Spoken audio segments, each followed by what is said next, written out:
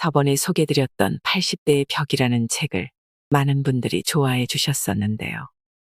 오늘은 80세의 벽을 쓴 저자 와다이데키가 쓴 후속작 70세의 정답이라는 책을 준비했습니다. 70세는 뇌를 비롯한 몸과 마음의 절대적인 노화 분기점이라고 합니다. 와다이데키는 우리에게 건강하고 활동적인 30년을 살아갈 것인가, 한순간에 노화되어 힘겨운 30년을 살아갈 것인가 묻습니다. 최고 권위를 자랑하는 노인정신의학 및 임상심리학 전문의인 와다이데키가 말하는 나이 들수록 외모에 신경 써야 하는 이유와 노화를 늦추는 비결을 함께 들으시겠습니다. 앞으로 다가올 30년의 노화를 늦추는 법. 60대에는 40명 중 1명 정도였다가 80대에는 3명 중 1명꼴로 앓는 이 병은 과연 무엇일까? 바로 인지장애이다. 이처럼 인지장애는 70대에 이르면 갑자기 증가하기 시작해서 80대에는 60대보다 12배나 많아진다. 인지장애가 발생하는 이유는 여러 가지가 있겠지만 30년 남짓 노인정신과 의사로 일한 내 경험을 바탕으로 말하자면 60에서 70대에 어떻게 살았는지와 관련이 깊다. 당연한 얘기지만 열심히 일하고 배우면서 뇌 운동을 게을리하지 않는 삶의 방식이 인지장애를 앓을 확률을 낮추어준다. 그리하여 본격적인 노인으로 진입하는 관문인 80세의 벽을 수월하게 넘는다면 더 오랫동안 건강하게 살 수 있다. 이 책에는 나의 오랜 의사생활에서 얻은 지식뿐만 아니라 그간 인생에서 배운 지혜도 담겨 있다. 의사로서의 지식과 더불어 회사를 경영하거나 나이 든 부모님을 돌보았던 경험까지 총동원해야 노화라는 인생 최대의 적과 싸우고 70세의 정답에 다다를 수 있기 때문이다. 나의 지식과 경험을 담은 이 책이 당신의 인생을 더욱 긍정적이고 즐겁게 만드는데 보탬이 되길 진심으로 바란다. 제1장 노화를 막고 오래 살기 위한 정답. 콩은 가장 저렴하고 효과적인 영양제. 소고기와 돼지고기에는 트립토판이라는 필수 아미노산이 많이 들어있는데 트립토판은 뇌의 신경 전달 물질을 조절하는 세로토닌의 재료로서 뇌를 활성화하기 때문이다. 그렇다면 고기와 함께 고령자가 꼭 먹어야 할 음식에는 또 어떤 것이 있을까? 우선 대표적인 건강식 나토이다. 나토가 뇌와 몸에 좋다는 견해는 이미 의학 및 영양학 연구자들 사이에서 정설로 통한다. 양질의 식물성 단백질을 가장 효과적으로 섭취할 수 있는 식재료이기 때문이다. 게다가 가격도 저렴하고 마트에 가면 손쉽게 구할 수 있다. 말하자면 나토는 가장 싼 영양제인 셈이다. 고령자들에게는 보통 하루에 체중 1kg당 1.2에서 1.5g의 단백질 섭취가 권장된다. 몸무게가 60kg이라면 70에서 90g을 먹어야 한다는 뜻이다. 단, 이는 순수한 단백질량을 말하는 것이어서 매일 권장량을 채우기가 만만치 않다. 아침에는 계란, 점심에는 생선, 저녁에는 고기 하는 식으로 단백질이 든 식재료를 숙제처럼 챙겨 먹어야 겨우 채울 수 있는 양이다. 그래서 콩으로 된 나토처럼 손쉽게 구할 수 있는 재료로 만든 음식이 매우 유용하다. 콩은 뇌 건강을 지키는 든든한 지원군이기도 하다. 최근 콩은 뇌를 활성화한다고 해서 브레인 푸드라고도 불린다. 콜레스테롤은 몸에 해롭지 않다. 노후에 건강하게 지내려면 콜레스테롤은 반드시 필요하다. 애초에 콜레스테롤은 인간을 포함한 동물의 몸을 구성하는 지방의 일종이다. 성호르몬과 세포막의 재료로서 생명체에게 없어서는 안 될 주요한 성분이다. 그뿐 아니라 뇌에서 세로토닌을 운반하는 중요한 역할을 맡고 있다. 콜레스테롤 수치가 높은 사람일수록 우울증에 걸릴 확률이 낮고 또 우울증에 걸리더라도 빨리 나을 수 있다. 또한 콜레스테롤은 남성 호르몬인 테스토스테론을 구성하는 재료이다. 더욱 놀랍게도 콜레스테롤 수치가 낮으면 암에 걸리기 쉽다는 연구 자료도 있다. 이는 면역세포를 구성하는 재료가 부족해지기 때문이다. 물론 콜레스테롤 수치가 지나치게 높으면 고콜레스테롤 혈증으로 동맥경화를 일으킬 위험도가 높아지는 것이 사실이다. 하지만 반대로 너무 낮아도 혈관이 약해져서 뇌졸중을 앓을 확률이 커진다. 비타민C로 뇌를 튼튼하게. 비타민은 우리 몸을 건강하게 해줄 뿐만 아니라 특히 뇌 건강과 깊은 관련이 있다. 비타민C가 두뇌에 좋은 영향을 미치는 이유는 산화를 막는 항산화 작용에 있다. 뇌세포가 산화되어 손상을 입으면 뇌 전체의 활동이 둔해지고 혈관에서 산화가 진행되어도 뇌에 필요한 산소와 영양분이 원활하게 제공되지 못한다. 그런 까닭에 뇌와 혈관의 산화는 인지장애 환자의 약 70%를 차지하는 알츠하이머형 인지장애를 일으키는 원인 중에 하나가 된다. 그런데 비타민C에는 산화를 막는 힘, 다시 말해 산화작용의 반대말인 환원작용을 하는 능력이 있다. 환원작용으로 산화를 예방해서 뇌세포와 혈관을 지켜주는 것이다. 담배는 혈관을, 술은 전두엽을 수축시킨다. 70세 전후가 되면 술을 절제해서 마셔야 한다. 술은 스트레스를 발산하는 효과가 있지만 기본적으로 뇌에 손상을 입히는 물질이다. 술을 많이 마시면 필름이 끊기는 이유도 뇌에서 기억에 관여하는 해마라는 부위가 마비되기 때문이다. 실제로 알코올 의존증 환자의 뇌를 살펴보면 전두엽과 해마가 위축된 모습을 많이 볼 수 있다. 특히 혼자 술을 마시는 경우가 가장 위험해서 알코올 의존증으로 진행될 가능성이 매우 높다. 담배도 끊는 것이 좋다. 니코틴은 혈관을 수축시켜서 혈액순환에 악영향을 미치고 뇌에 유입되는 혈액량도 감소시킨다. 결국 뇌의 산소가 부족해지면서 기능이 점점 떨어진다. 씹기는 뇌를 활성화한다. 껌을 씹으면 뇌의 혈류량이 증가했는데 특히 기억을 관장하는 해마의 혈류량이 크게 늘어났다. 이는 우리가 음식을 씹을 때 사용하는 근육인 깨물근이 3차 신경을 통해 뇌와 이어져 있기 때문이다. 또 껌을 씹으면 치아를 감싸고 있는 치근막에도 압력이 전달되는데 이 역시 뇌와 이어져서 뇌를 자극하고 활성화한다. 따라서 반대로 건강하지 못한 치아는 인지장애를 일으키는 원인이 된다. 실제로 치아가 거의 없는 사람은 치아가 20개 이상 있는 사람에 비해 인지장애가 발생할 확률이 1.85배나 높다는 연구 결과가 있다. 또 알츠하이머형 인지장애 환자는 채소 섭취량이 적다고 한다. 이 때문에 건강하게 오래 살고 싶다면 돈이 많이 들더라도 틀니나 임플란트를 활용해서 치아 건강을 지켜야 한다. 덧붙여서 뇌를 자극하기 위해서는 깨물근을 많이 움직여야 하므로 껌이나 오징어를 자주 씹자. 심심할 때 간식거리를 씹는 것만으로도 뇌 건강을 지켜낼 수 있다. 새끼 식사를 할 때에도 젊었을 때보다 더 많이 씹어먹는 습관을 들여야 한다. 이러한 작은 습관이 뇌의 노화를 막는다. 수면이 중요한 이유. 질이 좋은 수면이 노후 건강을 위해 매우 중요하다는 점은 더 이상 설명할 필요도 없다. 인간은 잘 자지 못하면 불행해진다. 질이 좋은 수면을 취하지 못하면 세로토닌과 같은 신경 전달 물질의 움직임이 둔해진다. 몸속 세포의 재생과 회복도 자는 동안 일어나기 때문에 잘 자지 못하면 면역력이 떨어진다. 당연히 건강 수명도 줄어든다.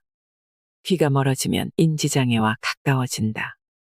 흔히 나이를 먹으면 귀가 잘 안 들리게 되는 게 당연하다고 여기는데 청력감퇴는 그리 쉽게 볼 문제가 아니다. 귀가 잘 안 들리면 인지기능이 급격히 떨어지게 되기 때문이다. 청력이 떨어지면 다른 사람과 대화할 일이 줄어든다. 상대방의 이야기를 편안하게 들을 수 없으니 아무래도 누군가와 이야기하기가 꺼려진다. 이러면 사회활동량이 줄어들고 우울감을 자주 느끼며 사회적 고립 상태에 빠지기 쉬워서 인지장애를 겪을 확률이 높아진다. 또 귀가 멀어지면 다른 사람의 말을 듣기 위해 뇌의 에너지의 대부분을 청각 처리에 사용하게 되면서 다른 인지기능들은 상대적으로 점점 쇠퇴해 간다. 임상 경험으로 봐도 70대의 청력이 떨어지면 인지장애가 발병하는 경우가 많았다. 따라서 귀가 잘 안 들린다면 이비인후과에 방문해서 난청의 진행을 늦추는 동시에 주저하지 말고 보청기를 사용해야 한다. 귀 건강을 유지해서 다른 사람과 계속 대화할 수 있다면 인지장애가 발병할 위험도 줄어들게 할 수 있다. 나이 들수록 외모에 신경 써야 하는 이유.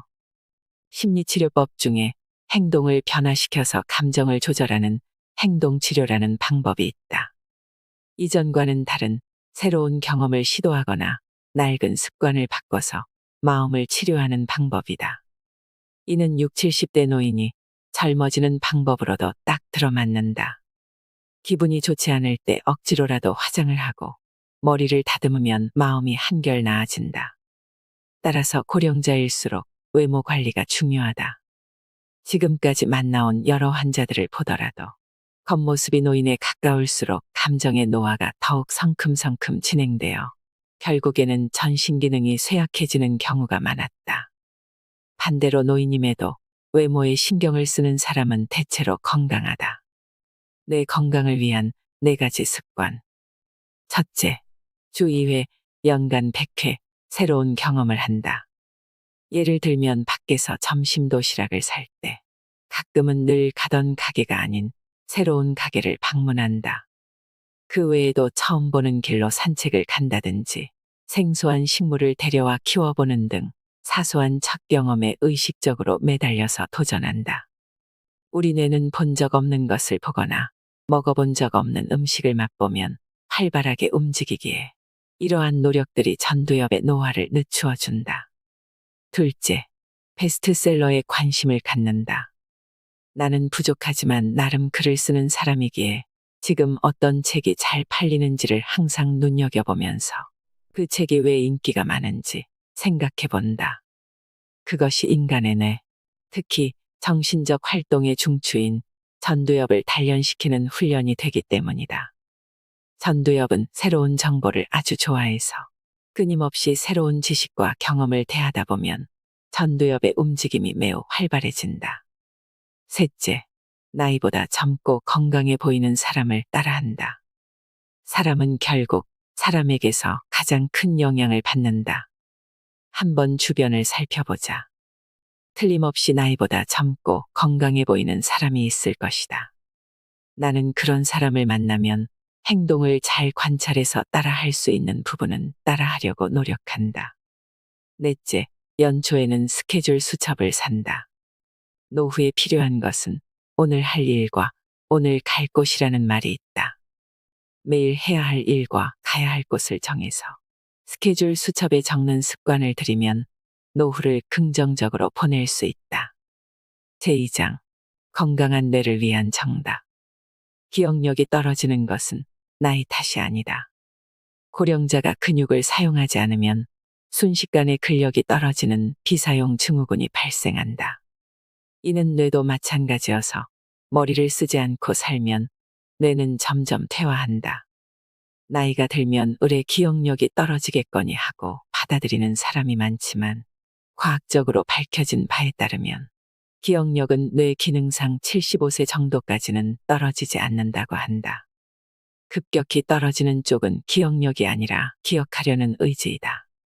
평범한 상황에서는 청년층과 노년층의 기억력에 큰 차이가 없으나 나이 든 사람의 기억력이 더 나쁘다는 선입관을 심어주면 노년층의 의욕이 떨어지면서 기억력까지 저하된다는 뜻이다. 중년 이후에라도 이렇게 노력해서 무언가를 외워본 적이 있는가? 아마 드물 것이다. 기억하기 위해 노력하지 않는다면 기억력이 자꾸만 떨어지거나 외워도 금방 까먹게 되는 것은 지극히 당연한 일이다. 사용하지 않는 기억력도 당연히 쇠퇴한다. 뇌는 언제든지 발달할 수 있다. 뇌세포는 나이와 관계없이 언제든지 늘어날 수 있다. 이는 21세기에 들어와서야 밝혀진 새로운 상식이다. 그래서 박사는 택시 운전사와 일반인의 뇌를 비교 연구하기 시작했다. 그 결과 택시 운전사의 해마가 일반인에 비해 크게 발달했다는 사실을 알아냈다. 기억하고 기억한 내용을 끄집어내는 작업을 매일 반복하는 동안 해마의 신경세포가 늘어나면서 크게 발달하게 된 것이다. 결국 성인이 된 후라도 뇌세포는 훈련에 따라 충분히 발달할 수 있음이 밝혀졌다. 부정적인 자기암시는 기억력을 떨어뜨린다. 나이가 들면 인지장애를 앓지 않더라도 기억력이 점점 떨어지게 되는 이유는 크게 세 가지다. 첫째, 스스로 기억력이 떨어진다고 믿으면서 기억하려는 의지를 잃기 때문이다. 앞에서 설명했듯이 젊었을 때는 누구나 나름대로 뭔가를 기억하기 위해 애쓴다. 하지만 중장년이 되면 대부분 기억하려는 습관과 멀어지는데, 그래 놓고는 옛날에는 기억력이 좋았는데 하면서 과거를 그리워하며 나이 탓을 한다. 이러한 부정적인 자기암시는 백해무익하다. 기억력이 떨어지는 두 번째 이유는 극심한 스트레스에 있다. 노후는 인생 최대의 스트레스와 맞닥뜨리는 시기다. 배우자의 죽음, 각종 질환, 실업 등을 겪게 되기 때문이다. 특히 사랑하는 아내를 잃은 고령의 남성이 한순간에 기억이 흐릿해지는 경우를 나는 여러 번 보았다. 인생 최대의 스트레스로 해마가 큰 손상을 입었을 확률이 높다고 생각한다. 노후의 기억력이 떨어지는 마지막 이유는 생물학적 변화 때문이다.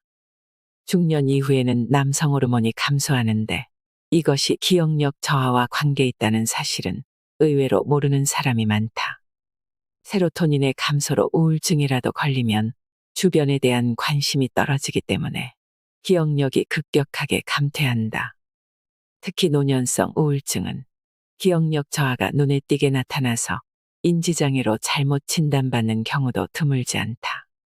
무슨 일이든 다 어떻게든 되는 법.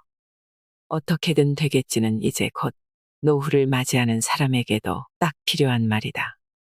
나이를 먹을수록 긍정적으로 생각하고자 노력하면 자연스럽게 머리도 휙휙 돌아간다. 그 이유 중 하나는 긍정적 사고가 도파민 분비량을 늘려주기 때문이다. 어차피 잘 안 될 거라든지 나한테는 어려운 일이라고 부정적으로 생각하면 도파민은 분비되지 않는다. 도파민 분비를 늘리고 머리를 잘 돌아가게 하려면 일단 어떻게든 되겠지라는 긍정적인 사고를 습관화해야 한다. 제3장 스트레스와 우울함을 이기기 위한 정답.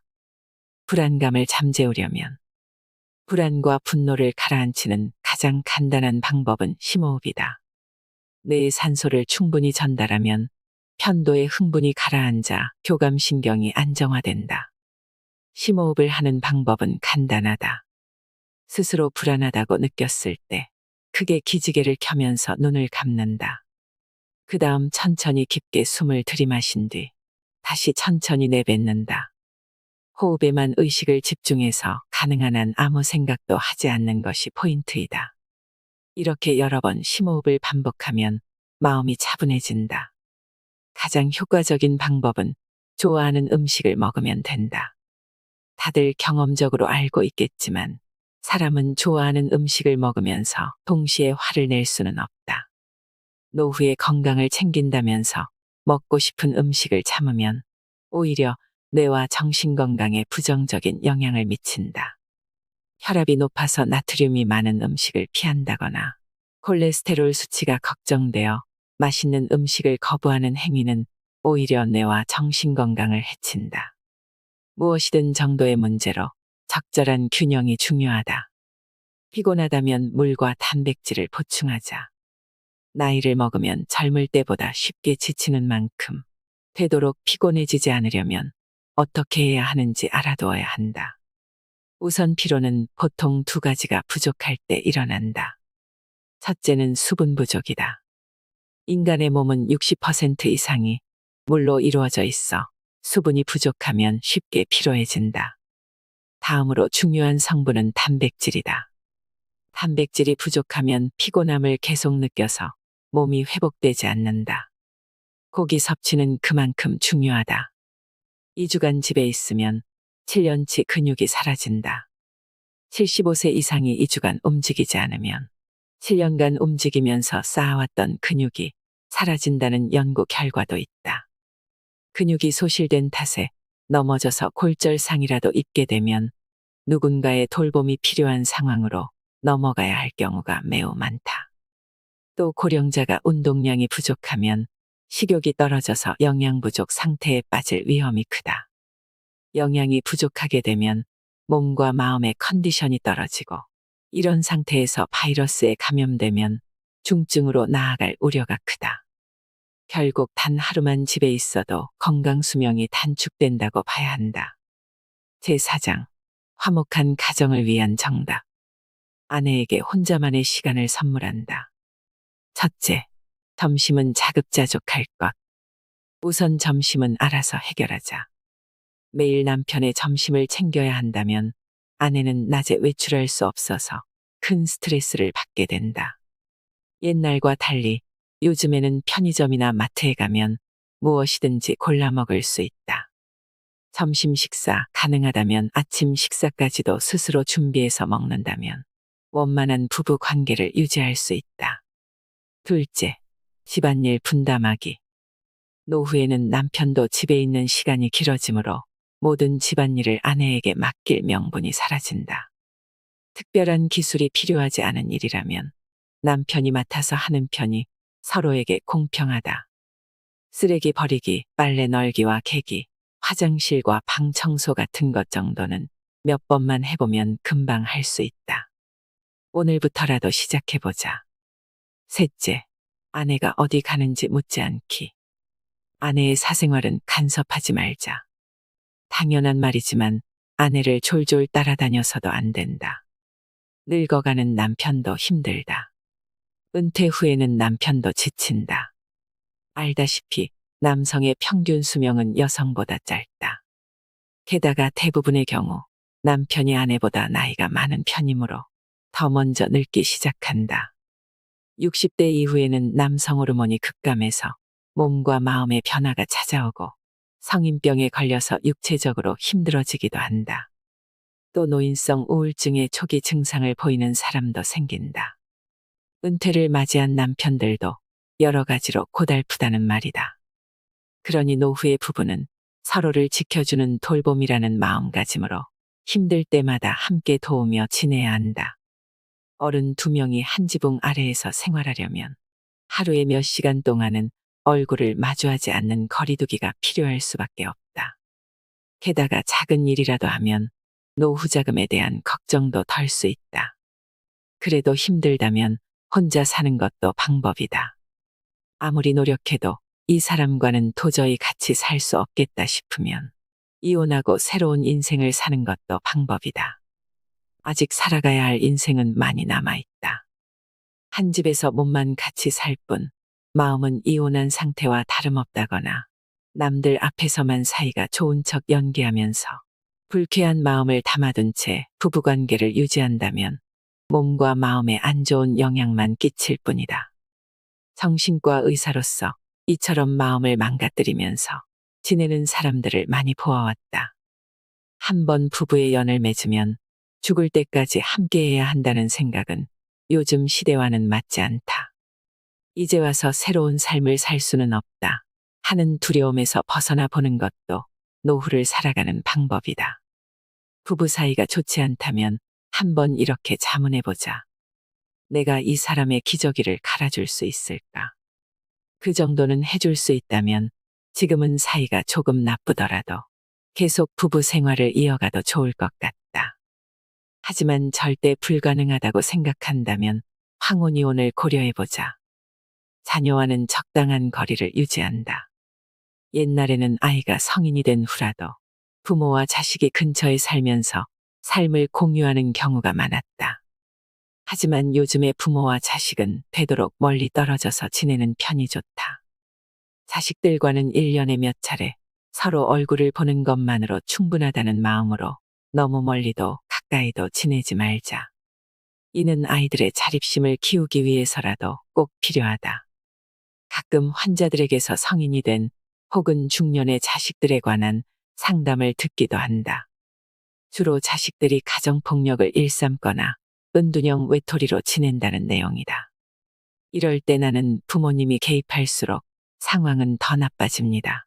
자식들은 간섭하면 할수록 더 엇나간다는 점 가슴에 새겨두세요. 라는 뜻의 말을 전한다. 자식들이 다시 일어서길 바란다면 일단은 그대로 놔두어야 한다. 오랫동안 방 안에 처박혀 있는 자식에게 부모가 계속 밥을 차려준다면 상황은 결코 변하지 않는다. 밥을 주지 않아야 스스로 일어나서 편의점이라도 가게 마련이다. 인지장애의 징후들. 부모님이나 배우자에게 과연 어떤 증상이 나타났을 때 인지장애를 의심해야 할까? 우선은 지갑부터 살펴보자. 인지장애가 시작되면 물건의 값에 대한 감이 떨어진다. 과자 한 봉지를 사는데 1,000원짜리 지폐를 내고서는 돈이 부족하다고 하면 계산이 되지 않아서 그냥 10,000원짜리 지폐를 내고 만다. 이러면 지갑에는 거스름돈으로 받은 잔돈만 가득 찬다. 또한 같은 물건이 여러 개 있다면 인지장애 초기 증상이 아닌지 의심해야 한다. 물건을 사놓고도 깜빡하고 또 사오는 일이 잦아졌다는 뜻이기 때문이다. 부엌 한쪽에 좋아하는 과자가 지나치게 많이 있다면 이것도 한번 의심해 봐야 한다. 가족에게 존댓말을 쓰는 행위도 인지장애의 전형적인 증상이다. 인지장애가 진행되면 자식들에게도 존댓말을 쓰는 일이 늘어난다. 이는 위기 회피 능력 때문인데 상대방이 어떤 사람인지 잘 몰라서 신뢰를 범할 위험을 피하고자 존댓말을 쓰는 것이다. 위와 같은 증상들을 통해 인지장애가 시작됐다거나 진행 중이라는 느낌을 받았다면 어떻게든 가족을 설득해서 병원으로 데려가야 한다. 사전에 연명치료에 대한 의견 묻기. 나의 아버지는 2017년에 86세의 나이로 돌아가셨다. 아버지 입원 중 담당 의사에게서 아버지의 상태가 위중하니 호흡을 돕기 위한 관을 삽입해야 한다는 전화가 왔다. 나는 별다른 고민 없이 바로 허락했다. 일시적인 장치라고 생각했기 때문이다. 한번 기관 삽관을 하고 나면 자가호흡이 약해졌을 때 곧바로 인공호흡기를 달아야 한다는 사실을 나는 의사이면서도 알지 못했다. 결국 아버지는 아무런 말도 하지 못한 채 7개월을 보내다 가셨다. 환자에게 연명치료를 계속할 것인가는 굉장히 어려운 문제이다. 부모님의 정신이 온전하여 판단력이 있을 때 연명장치가 무엇인지 설명해 주고서 훗날 튜브로 음식을 주입하거나 인공호흡기 등의 장치를 달기 원하는지 여쭈어 미리 의견을 들어야 한다. 또한 이를 가족이나 형제들과도 공유해 두어야 만약의 사태에 대비할 수 있다. 제5장. 죽을 때까지 배우기 위한 정답. 80세의 벽을 넘기 위해서는 무엇보다 뇌가 건강해야 한다. 뇌를 단련하는 가장 좋은 방법은 공부이다. 공부는 뇌뿐만 아니라 몸과 마음의 건강을 유지해준다. 머리를 잘 쓰는 사람일수록 더 장수한다. 노후의 시간이 있다면 어떤 분야든 한 분야에 대해 공부해보길 추천한다. 그리고 노후에는 한 번쯤 버킷리스트를 써봐야 한다. 하고 싶은 공부의 목표뿐만 아니라 일이나 취미, 놀이에 관한 목표도 세워두어야 노후를 의미 있게 보낼 수 있다. 나도 환갑을 맞이했을 때 앞으로 20년 동안 하고 싶은 일을 적어봤다.